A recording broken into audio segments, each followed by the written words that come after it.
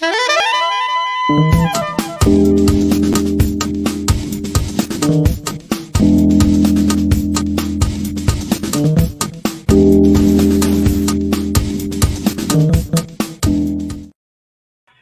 there, and welcome to an Ignite Press book launch livecast.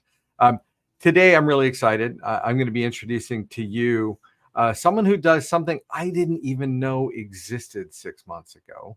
And she is a delightful person, incredibly smart, and has set about to help everybody breathe better and sleep better. So let me introduce to you the only author, Sheryl Pomerance. She is the author of About Face, How Airway Dentistry Can Open Your Path to Healing and Well-Being. Well, Sheryl, how are you doing today? Oh, we're excited. There are lots of fun things have been happening. My staff has been ever so surprising they put a red carpet into my office today, and the whole office outside was decorating with balloons and all kinds of stuff for the launch. So everybody is excited. Incredible. In fact, I saw some of those pictures. I saw cookies that looked exactly like this. Absolutely. I don't know how, but I think they even matched the font somehow. Well, you know what? You know where to get decorated cookies, Saline, Michigan. Yeah. Incredible. You guys know how to do it. Like I'm going to tell you, we've seen a fair number of book launches. That is the first time I have seen anyone's book on a cookie. There you go. I'm Yep. totally fired up about it. It's fantastic. Now, by the way, if anyone's watching here we had a couple issues there with Facebook, and we've reset the stream to handle that. But as you're watching, if you have any comments, feel free to say hi, hello, cheer Dr. Pomerance on, and also ask any questions. And I'll be happy to feed those questions in later today. So this is an exciting day. Tell us first, because most people don't know you. Tell us first about you and your background before we dive into your book and the whole technique that it's about.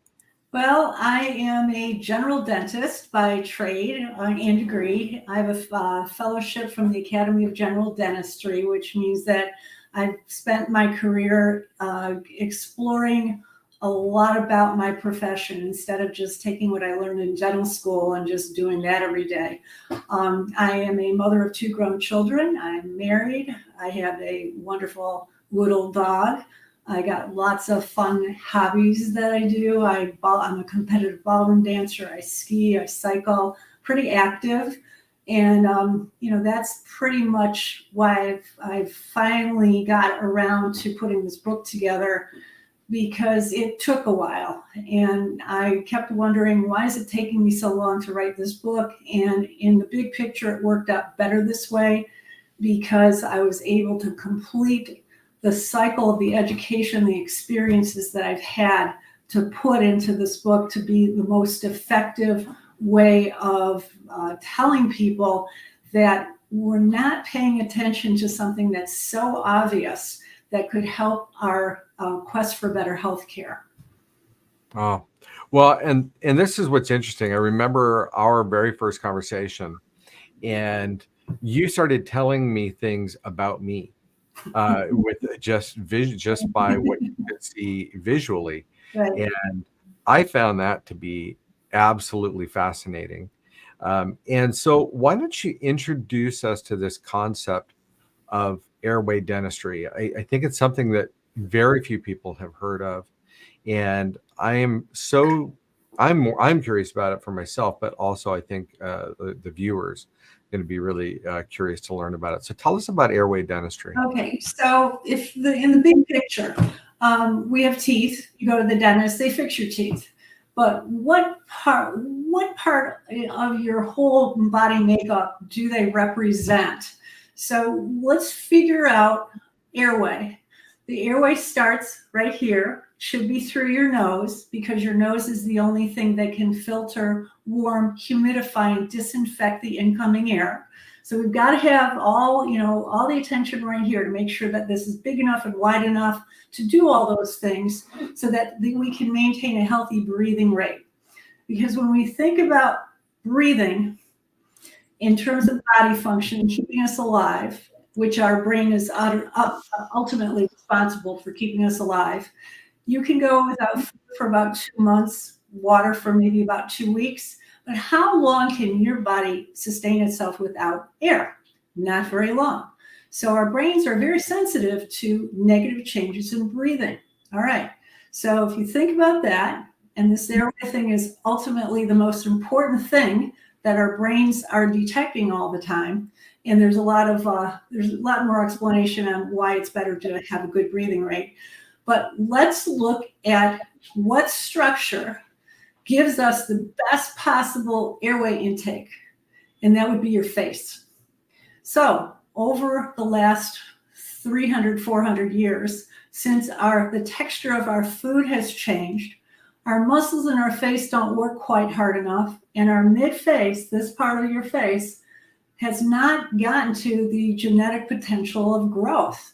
So if your face is too small, if you're looking at your face right here and my thumbs are your palate and your palate isn't developed enough, it's too narrow, you can see that your upper airway intake, those nasal sinuses, are already compromised. And that's just in this side-to-side issue, not to mention what happens in the depth of development of our upper face. So airway dentistry is a nice catch-all word to just tell people that, hey, look, our airway depends on how our faces are formed and how then our teeth are arranged. And our teeth can be a clue that your upper airway is not big enough.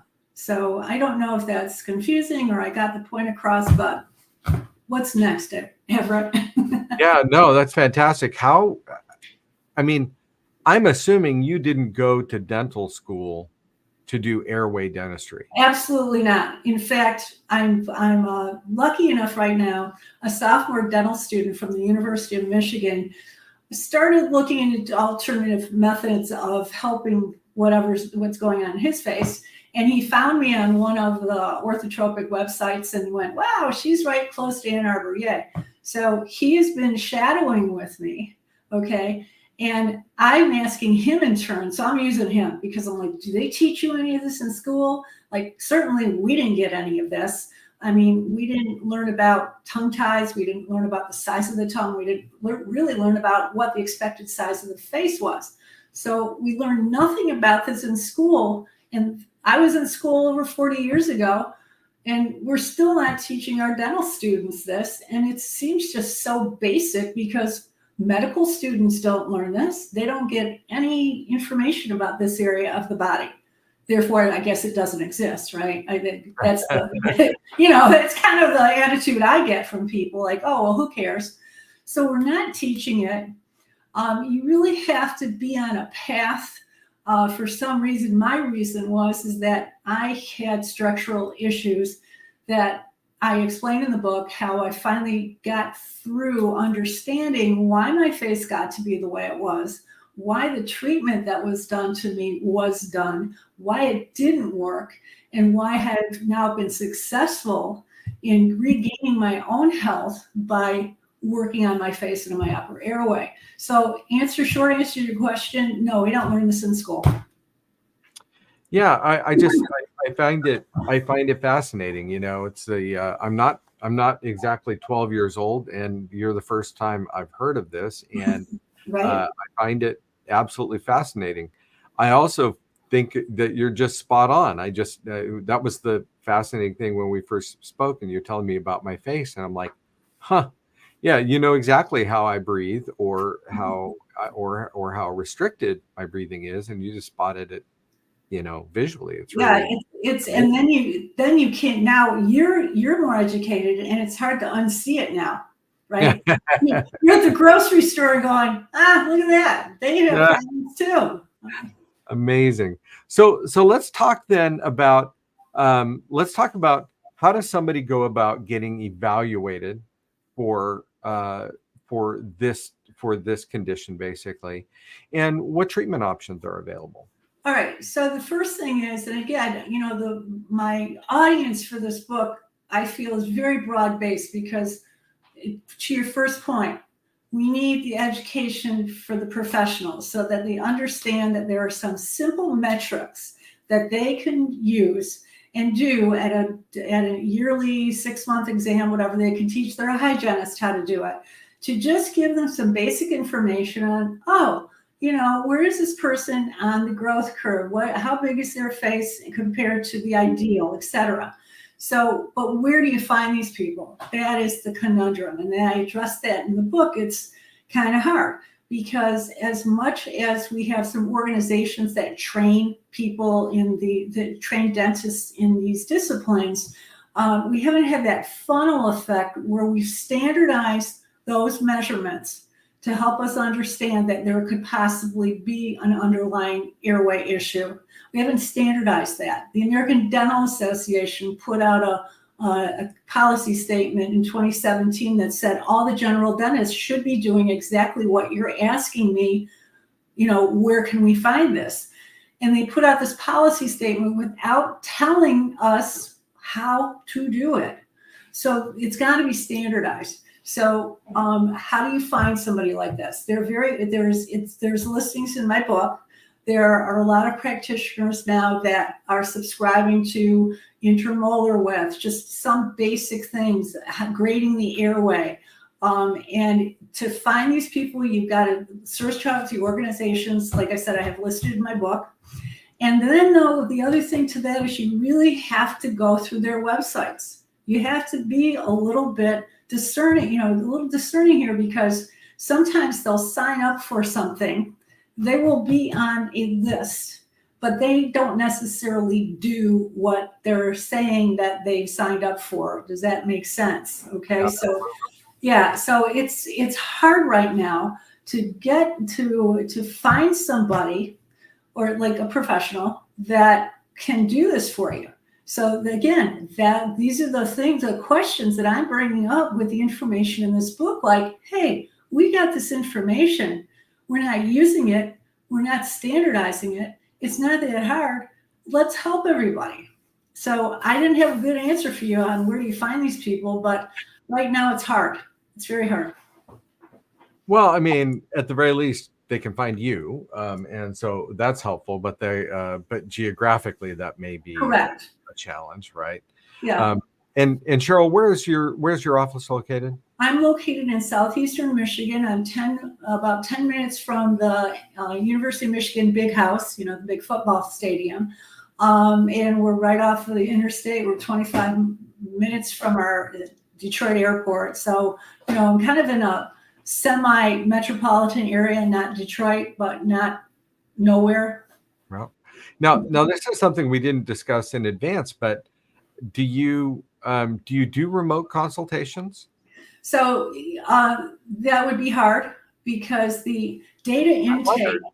Yeah. So the first, the treatments that we do involve kind of surveillance, if you will. I have to follow a patient, and we use these appliances that change as the patient's changing. So I have to change the appliance as the patient's changing. So we have to keep up with the wave of change and remodeling.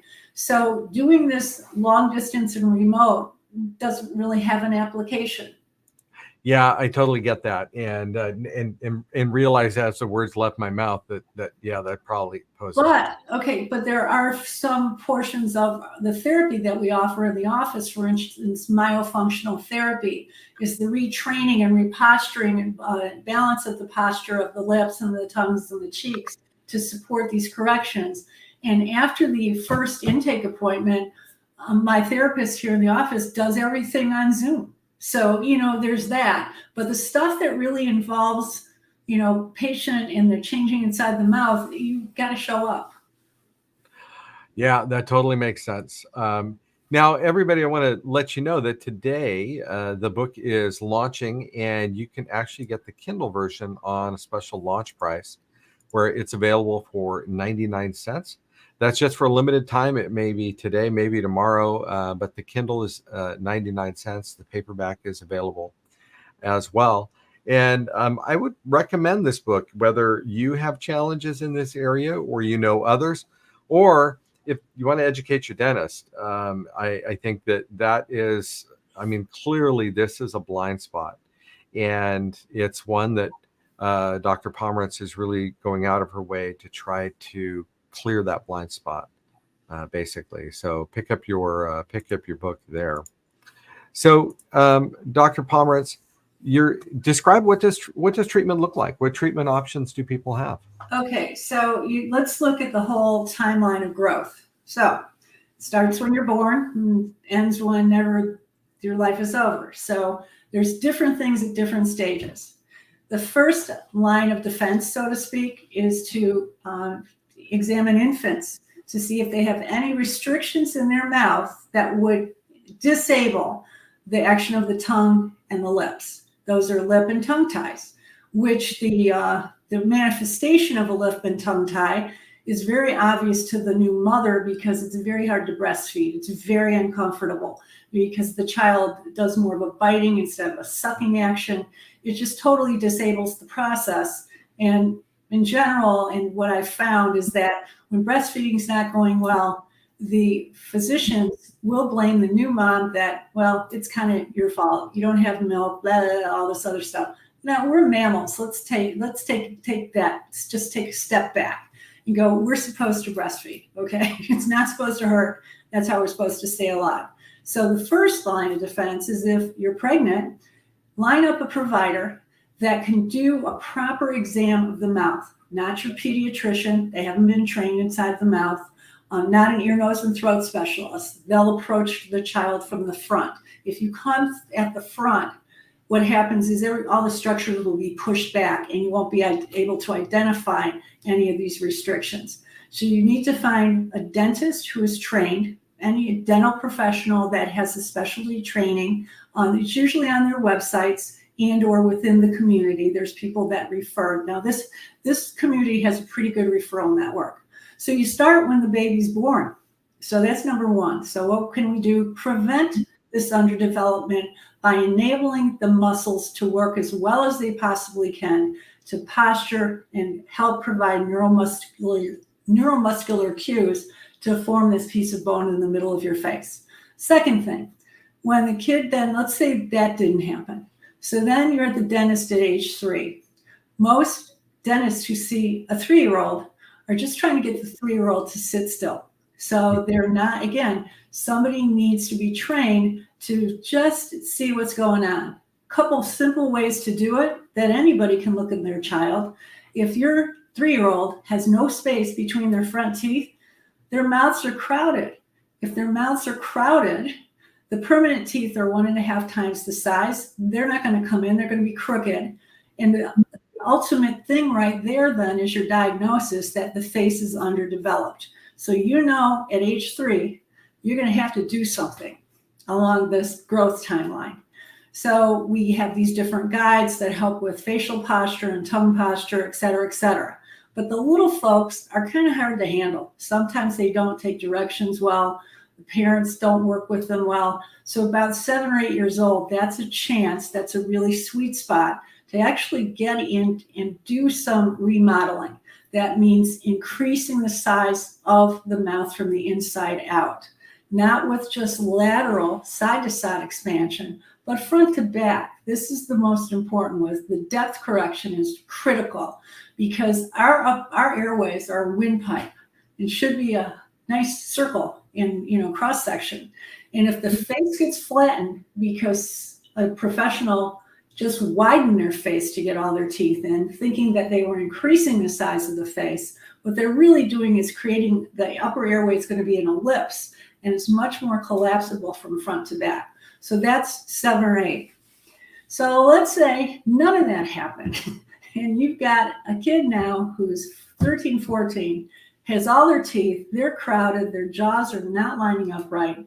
Then there's an adult form of these remodeling appliances that pretty much do a similar thing to what the 7 or 8-year-old models are, but they work a little bit differently because you've got permanent teeth. So there's ways of preventing it, detecting it, mitigating the damage, then fixing the damage, and then ultimately, if we've got an adult face, which the mid face is done at about 13, 14, we have a way of correcting that as well. So, there's something along the line from everybody. My oldest adult correction case was 74 when she started. And wow. So her symptom, she had these terribly crooked teeth. Her head was forward, which means that her upper airway was compromised. So we went ahead and she did the adult form of treatment. It took about 2 years. We made a lot more room in her mouth. She was able to start getting her adjustments. Her neck was starting to get better. Now, she's not going to have the same correction that 9-year-old, 8-year-old's going to have, right? I mean, you just can't get everything you want to, unwind everything. So these are the types of things that I like to do, because these treatments that I'm talking about are what I'd like to term more organic. They work with what's there. They stimulate what's genetically possible. Okay, and all the science, there's been a lot of research on this, so I'm not going to delve into that. I invariably have patients who come in and start asking me this stuff, and they're curious. That's good. But the second thing is, what for? Like, I'm telling you that this is the way this is working. It really is in a textbook somewhere. Just like get over that and go do your work so that we can help you. But anyway, all right. So what else is out there though? So there are various other methods of trying to increase the size of a face. I talked about just now this lateral expansion that only takes the face sideways. And you've seen people like this. They smile, their teeth are really, really straight, but it looks like they ran into a wall. Their nose sticks out and ran into a wall.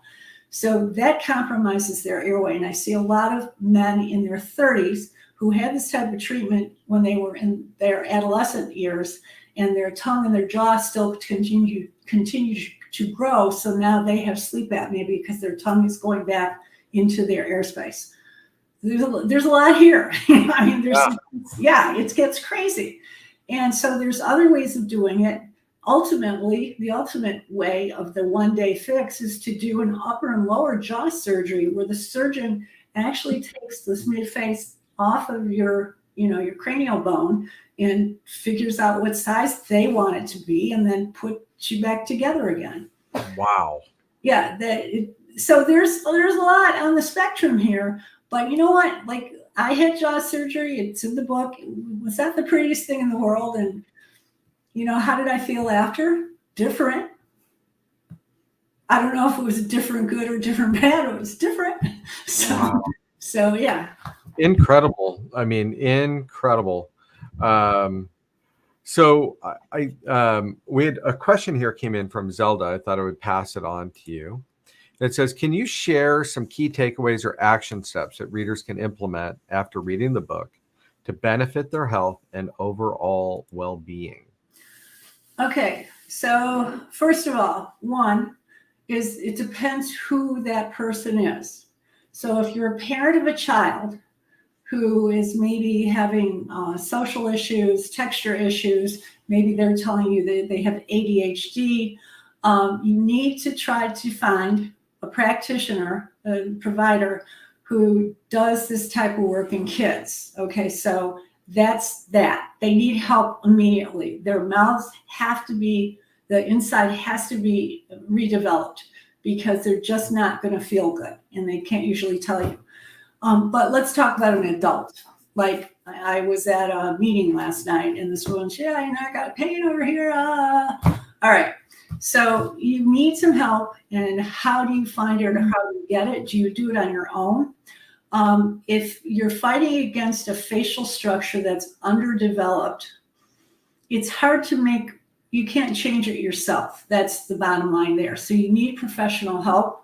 And you need to try to access, like I said in the book, there's a listing of providers that you can seek out that can help guide you through some of this. let's say you have a breathing issue, your face is underdeveloped, but you don't really want to go through all of that. Then what can you do? I'm going to paint a picture of a 38-year-old male. Okay. First thing you got to do is you have to get some information. So if you're feeling tired and you're just not up to what you think you should be, go to your primary care physician and say, hey, I need a sleep study. Because that will tell you at least if your sleep is not, if your breathing is not functioning well when you're sleeping. Now, I do it the opposite way. I think, oh, okay, we're going to do the sleep study. We found out they have a problem when they're sleeping. They have some form of sleep disturbed breathing, which can run from respiratory disturbances to apneas when you stop breathing. So we have some kind of breathing problem at night. Well, I'm just going to make the assumption that they're not breathing well during the day either, because that's usually the case. So you can do the remodeling. You can change the shape of what's happening inside of your face. We can retrain your muscles, or you can do some things to mitigate that, which would be getting some help at night, which is either an oral appliance to keep your jaw forward. CPAP, that's like the gold standard, but it doesn't work for everybody because it's kind of a lot. And then you can start looking at your own habits. There's things on the market that actually tell you how you're sleeping, these rings and all kinds of technology, even things on your phone that can help you to identify some of the problem areas, and then you can kind of go after that. Now, ultimately, again, it's the size of your face that's going to determine how well you can breathe. So yeah, you probably have to go back and go, yep, like, not to make a bad pun, you're going to have to face it. Yeah, and you're going to have to go do that. But, there are different ways of mitigating it. Yeah. Well, I tell you, this is fascinating to me, and I know it's eye-opening for people watching this. If people want to have a consultation with you, how do they, or have you come speak to them? How do people get a hold of you? What's the best way? One of the best ways is through, like, I don't have the stuff in front of me. It's in the book. Anyway, you can contact the office. So my dental practice is www.pomerancedentalcare.com. Go to the website. There's the office phone. You call in, and my office manager can make arrangements for either to try to get a speaking engagement arranged and or to do a personal evaluation. And I call it data collection. Our data collection appointment is 2 appointments. The first appointment is in person. That's live. We collect a lot of data. We do scans. We do 3D scans. We do x-rays. I do an extended clinical exam. And then I take all that information and I put it through the computer, this one right here. And then I create what is called a report of findings for my patients. And then we have a Zoom call.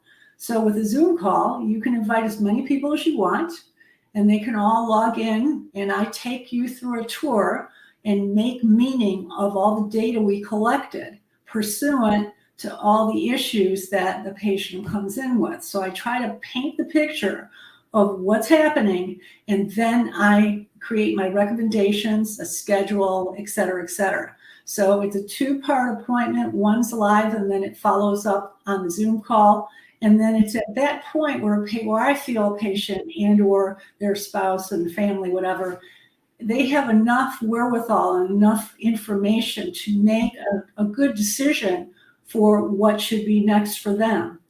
Sometimes this treatment's just wonderful, but it's not the right time.